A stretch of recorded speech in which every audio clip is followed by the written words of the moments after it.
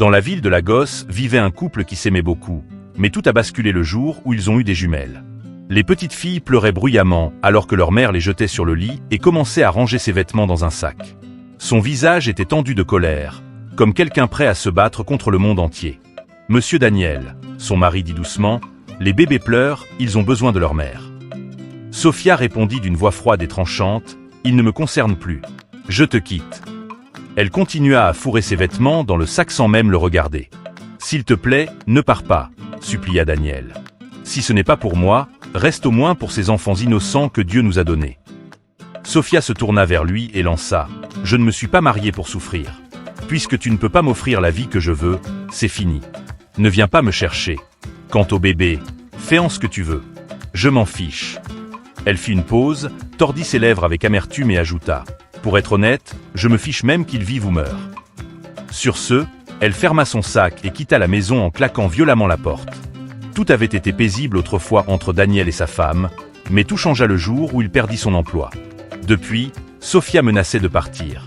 Elle se plaignait de tout, de la petite chambre où il vivait, de la nourriture simple qu'il devait manger. Daniel la suppliait sans cesse, non seulement parce qu'il l'aimait, mais surtout pour ses deux petites filles, Grace et Fête, qui n'avaient que 3 mois. Sophia n'écoutait jamais. Monsieur Daniel prit les bébés dans ses bras et les berça doucement. Bien qu'elle continuait à pleurer, il les berça encore et encore, jusqu'à ce qu'elles finissent par se calmer. En regardant leur visage innocent, son cœur était lourd, mais sa voix était ferme. « Je n'ai peut-être pas d'argent pour vous offrir la meilleure vie, » murmura-t-il. « Mais je vous promets d'être le meilleur père du monde. » Il continua à les bercer doucement, et peu après, les jumelles s'endormirent. Le lendemain matin arriva avec la faim et l'inquiétude. Monsieur Daniel se réveilla sans nourriture, sans argent et avec 2 bébés qui pleuraient, affamés. Il n'avait pas le temps de s'apitoyer sur son sort. Il devait agir. Il devait subvenir à leurs besoins. Comme il n'avait plus d'emploi, il sortit et loua une brouette. Il attacha les bébés contre sa poitrine et se rendit au marché pour chercher du travail. Il se mit à pousser des sacs lourds pour les gens. Beaucoup le regardaient. Certains le regardaient avec pitié. D'autres lui souriaient et glissaient quelques pièces dans ses mains pour les bébés. Une vieille femme, le visage empreint d'une profonde compassion, l'arrêta et dit doucement, « Tu fais un excellent travail. » Puis elle lui mit de l'argent dans la main. « C'est pour les bébés. » Monsieur Daniel s'inclina légèrement et la remercia, puis reprit son travail. Mais tout le monde n'était pas aussi gentil. Une femme bruyante siffla et cria, « Maître du plaisir. Quand tu t'amusais au lit, tu ne pensais pas à la responsabilité. Maintenant, souffre seul. » Monsieur Daniel l'entendit clairement. Ses paroles firent mal, mais il ne répondit rien. Il se fichait de ce que les gens pensaient. La seule chose qui comptait pour lui, c'était que ses filles aillent bien. Après une longue journée de travail pénible, Monsieur Daniel rentra chez lui. Bien qu'il ait passé la journée à pousser des charges lourdes en s'occupant de ses bébés, il se sentait heureux. Il avait gagné assez d'argent pour s'occuper de ses filles. Ce soir-là, il alla à la pharmacie du coin et expliqua sa situation au pharmacien. Il demanda de l'aide pour acheter ce dont il avait besoin pour nourrir ses bébés. Le pharmacien, compatissant, lui fit une liste qui incluait du lait en poudre pour nourrissons et quelques médicaments de base. Monsieur Daniel paya tout et rentra chez lui, reconnaissant. Jour après jour, il continua à travailler avec les jumelles attachées à sa poitrine. Il n'avait personne pour l'aider. Sa mère est décédée, et il n'avait pas de sœur. C'était épuisant, mais il ne se plaignait jamais. En fait, il ressentait de la joie, car il parvenait à prendre soin de ses filles. Au début, il ne croyait pas pouvoir y arriver, mais il s'en sortait, et les bébés allaient bien. Un lundi matin, alors qu'il sortait avec sa brouette, une voix familière l'appela. C'était maman Esther, une voisine âgée. Elle s'approcha et dit « Laisse-moi prendre les bébés aujourd'hui. Je veillerai sur eux jusqu'à ton retour. » Elle ajouta doucement « Je veux t'aider. En plus, le soleil est trop fort pour ces petites. Ne t'inquiète pas, je prendrai bien soin d'elles. » Après un moment de réflexion, Monsieur Daniel lui confia les bébés et partit travailler. Même s'il était soulagé de ne pas avoir à les porter toute la journée, son cœur était inquiet. Ses filles étaient tout pour lui. Depuis le départ de leur mère, un lien incassable s'était formé entre eux. Il aurait donné sa vie pour les protéger. Maman Esther, comme tout le monde l'appelait, était pauvre mais d'une grande bonté. Elle s'occupait des bébés avec amour. Elle les nourrissait, les baignait, les habillait avec douceur. Le soir, lorsque Monsieur Daniel rentrait, il retrouvait ses filles propres et heureuses dans les bras de maman Esther.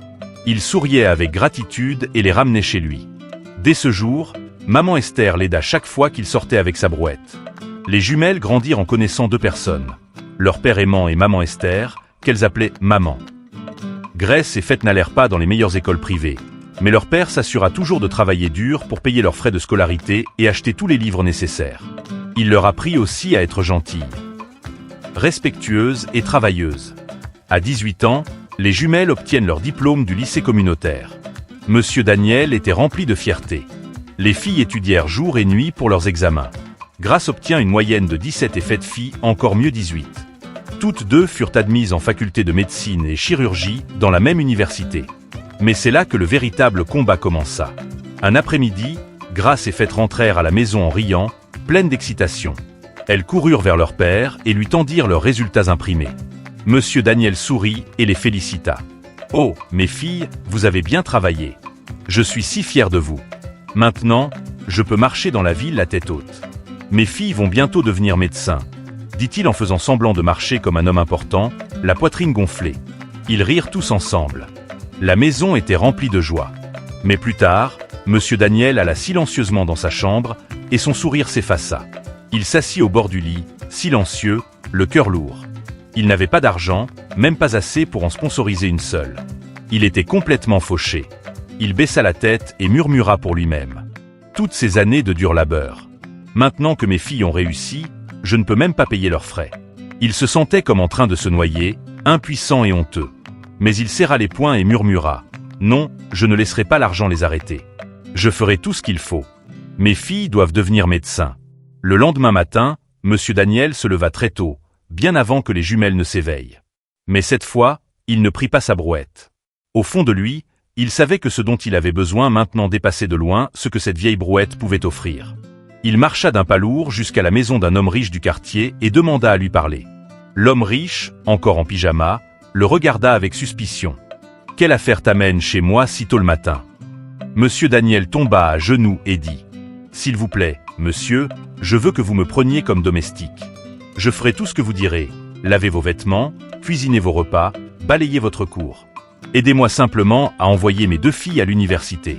Je travaillerai pour vous comme un esclave jusqu'à ce qu'elles obtiennent leur diplôme. » Il expliqua à l'homme riche que Grace et Faith étaient sa vie, la seule joie qui lui restait.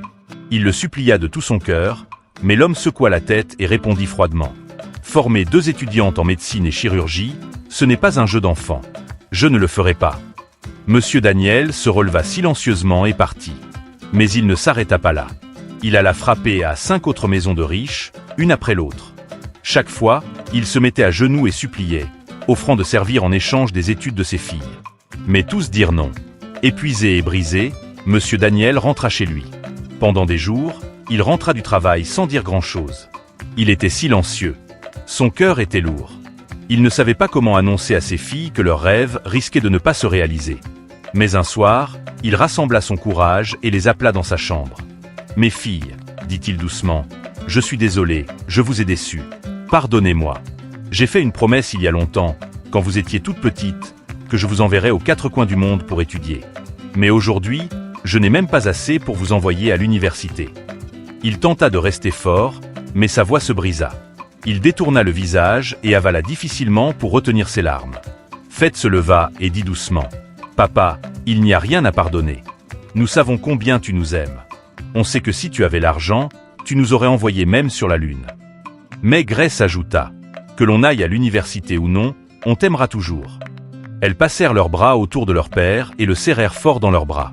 Cette nuit-là, quand Monsieur Daniel fut sûr que ses filles dormaient, il s'agenouilla en silence à côté de son lit et commença à prier Dieu. Sa voix était basse, mais la douleur était profonde. « Dieu, s'il te plaît, aide-moi. Je n'ai rien, mais toi, tu as tout. Mes filles méritent cette chance. S'il te plaît, Seigneur, aide-moi à les envoyer à l'école. » Il pleura amèrement, frappant ses mains sur le sol. Ses épaules tremblaient. Il suppliait Dieu comme un homme noyé dans le chagrin. Grace et Faith étaient éveillées. Elles entendirent tout. Cela leur brisa le cœur. Toute leur vie, leur père avait été leur roc. Ils n'avaient jamais pleuré, jamais plié, même quand la vie était dure. Mais cette nuit-là, ils pleuraient. Ils s'effondraient à cause d'elles. Elles enfouirent leur visage dans leurs oreillers et pleurèrent en silence. Les jours suivants passèrent avec un peu de paix dans la maison. Malgré tout, Grace et Faith, bien que tristes, restèrent fortes. Elles prirent une décision courageuse. Elles se rendirent à l'université et différèrent leur admission. C'était douloureux, mais elles avaient un plan. Elles voulaient travailler, économiser de l'argent et aider leur père d'ici l'année suivante. Un jour, elles sortirent ensemble pour chercher un emploi. Après de nombreux refus, elles trouvèrent enfin un emploi dans un restaurant propre et bien tenu. Grace et Faith commencèrent à y travailler immédiatement. Elles accueillaient les clients avec le sourire, servaient la nourriture avec soin et montrent du respect à tout le monde. Les clients les appréciaient et leur laissaient de généreux pourboires. Certains hommes tentèrent de profiter de leur pauvreté, mais les jumelles tinrent bon. Elles refusèrent de vendre leur dignité. Elles économisèrent presque chaque centime qu'elles gagneraient. Le soir, elles comptaient leur argent et priaient avec leur père. Monsieur Daniel ne cessa jamais de prier pour elles. Chaque jour, il s'agenouille et demande à Dieu de bénir le travail de leurs mains. Après environ 7 mois de dur labeur, d'économie et de prière, Grace et Faith ouvrirent leur propre petit restaurant. Ce n'était pas grand, mais c'était propre, soigné et joliment aménagé. Elles cuisinaient de délicieux plats et traitaient chaque client comme un membre de la famille. Elles utilisaient aussi les réseaux sociaux pour faire leur publicité. Très vite, les clients commencèrent à affluer en grand nombre. Le petit restaurant devint populaire. Grace et Faith s'élevaient enfin. Elles continuaient à économiser chaque sou. Le rêve de devenir médecin brûlait encore dans leur cœur. Mais la vie suivait son propre chemin. Le destin, cependant, avait autre chose en réserve. Un soir, après une longue journée fatigante au restaurant, Grace nettoyait les tables lorsqu'elle remarqua une mallette noire sous l'une des chaises. « Regarde, Faith, » dit-elle en la tenant, « quelqu'un a dû l'oublier. » La curiosité les gagna. Elles ouvrirent prudemment la mallette et restèrent figées. À l'intérieur se trouvaient de nombreux documents importants et une grosse liasse de dollars américains. Les yeux de Faith s'écarquillèrent. Cette personne doit être très riche. Elles ne perdirent pas de temps. Elles refermèrent la mallette et la ramènent chez elles. Quand Monsieur Daniel la vit, il écouta ses filles en silence, puis hocha la tête. « Vous avez bien fait de la ramener. Ne vous inquiétez pas, le propriétaire viendra forcément la chercher. Ce sac est trop précieux pour être perdu. » Le lendemain matin, les filles retournèrent tôt au restaurant avec la mallette. En arrivant, elles virent un homme à l'allure riche, debout près d'une voiture noire brillante, l'air inquiet. Lorsqu'elles le saluèrent, il demanda aussitôt « Par hasard, avez-vous vu une mallette noire ?»« Oui », répondit Grace en la sortant de son sac. Elle le tendit avec précaution. L'homme la regarda, visiblement soulagé. « Merci beaucoup », dit-il rapidement, prit la mallette, monta dans sa voiture et partit sans un mot de plus. Faith cligna des yeux. « Il aurait au moins pu nous laisser un de ses billets », plaisanta-t-elle. Mais Grace s'éclata de rire. « Alors maintenant, tu veux des dollars ? Je vais t'appeler Miss 10 $. » Elles rirent ensemble et retournèrent à l'intérieur du restaurant pour commencer leur journée. Elles étaient toujours les seules à y travailler. Le restaurant n'était pas encore assez grand pour embaucher, mais elles restaient pleines d'espoir. Chaque jour était un pas en avant. Vers midi, alors que le soleil brûlait les rues animées, le même homme qui avait récupéré la mallette revint. Il arriva dans la même voiture brillante, mais cette fois, il n'était pas pressé. Il s'arrêta et sourit à Grace et Faith. « Je suis Prince David », se présenta-t-il en sortant de la voiture. « Pour votre honnêteté et votre fidélité, je veux vous récompenser. » Grace et Faith échangèrent un regard plein d'espoir, pensant qu'elles allaient peut-être enfin recevoir un peu d'argent. Mais à leur surprise, Prince David ne leur donna pas d'argent. À la place, il les emmena dans un grand bâtiment impressionnant. « C'est pour vous, » dit-il. « Les documents dans la mallette valaient bien plus que l'argent.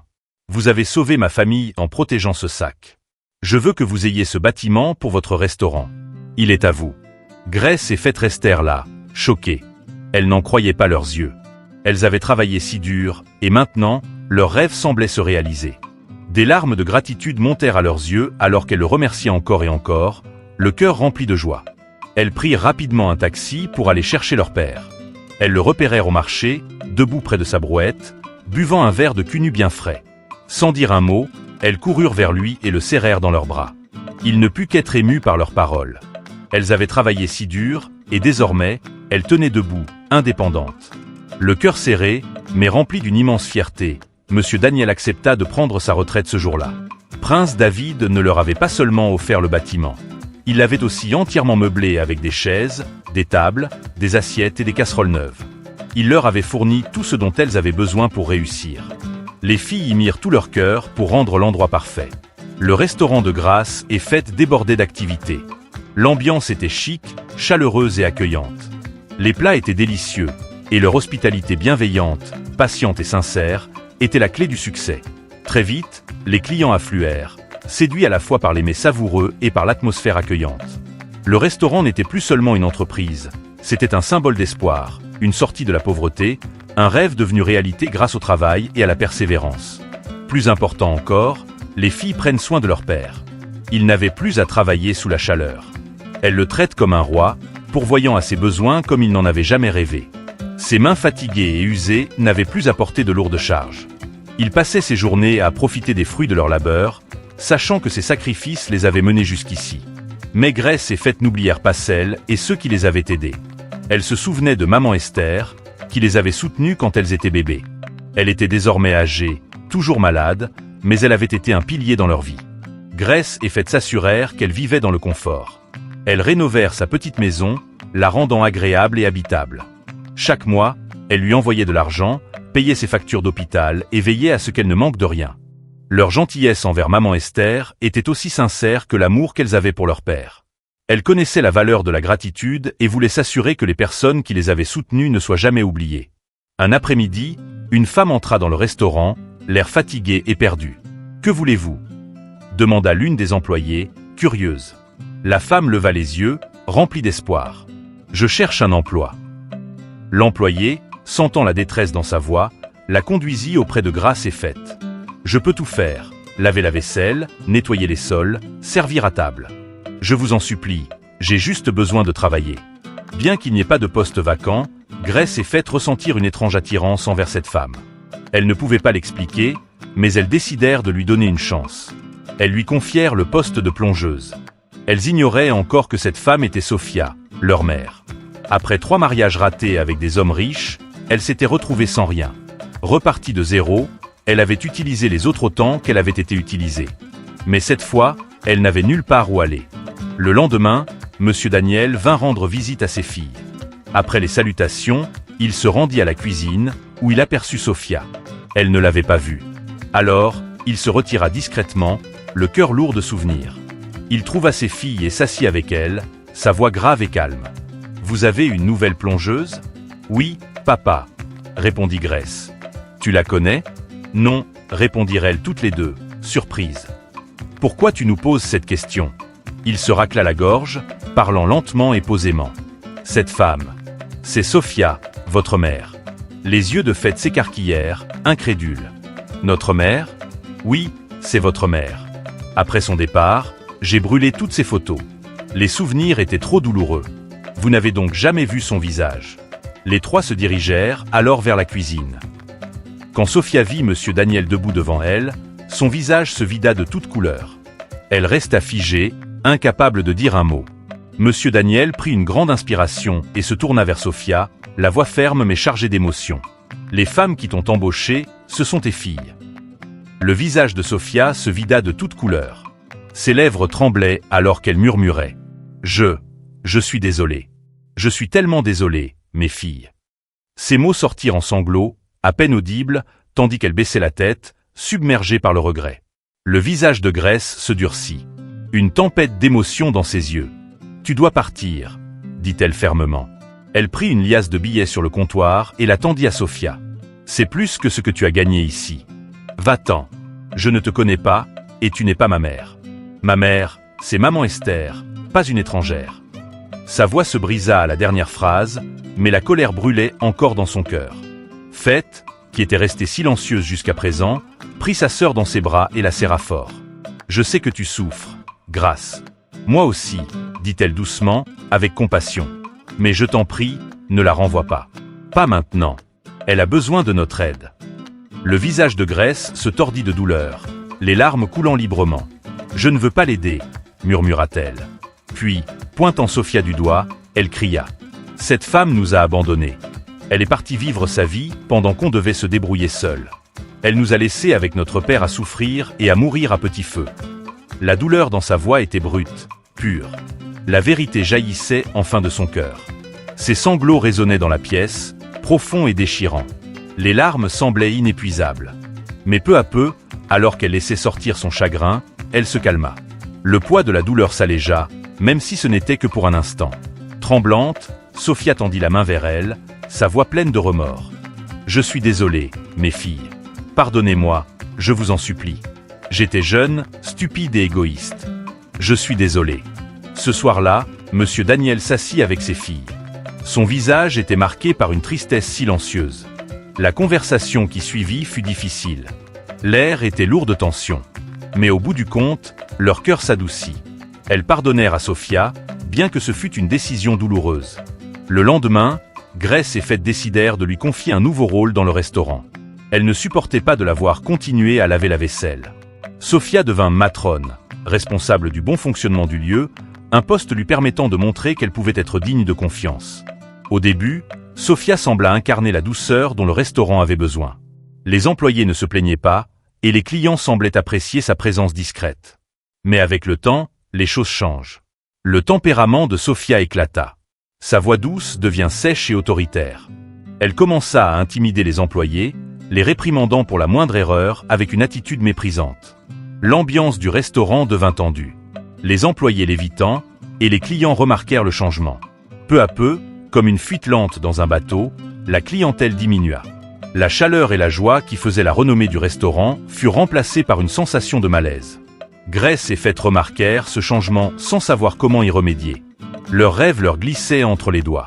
Un soir, elles firent asseoir leur mère, leur visage grave et inquiet. Il fallait lui parler de son comportement, dans l'espoir qu'elle écouterait. Mais Sophia se montra aussitôt sur la défensive. « Je suis votre mère », lança-t-elle d'un ton glacial. « C'est moi qui vous ai mise au monde.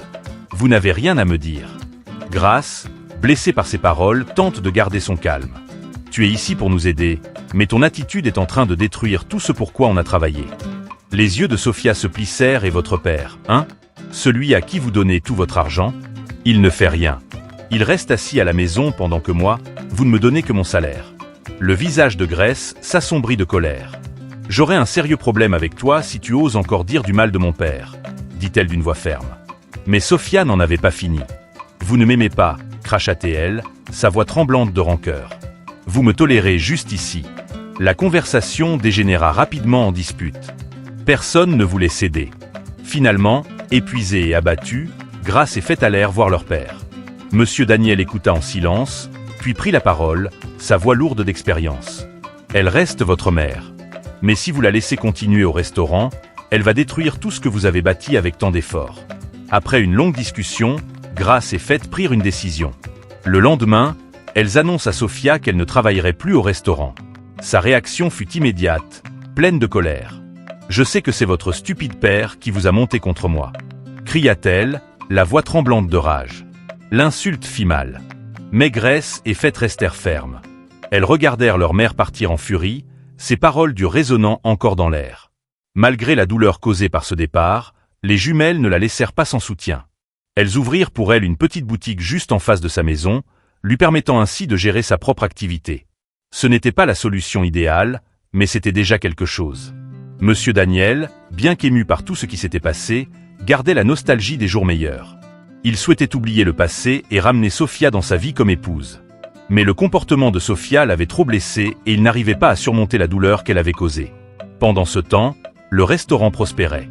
L'ambiance s'améliora après le départ de Sophia et les affaires explosèrent. La nouvelle se répandit à propos de l'accueil chaleureux et de la délicieuse nourriture. Très vite, le restaurant devint plus florissant que jamais. Grace et Faith ouvrirent d'autres établissements dans plusieurs villes à travers le Nigeria. Leur travail acharné et leur dévouement portèrent enfin leurs fruits. Mais ce n'était pas seulement l'argent qu'elles avaient gagné, c'était la paix qu'elles avaient trouvée.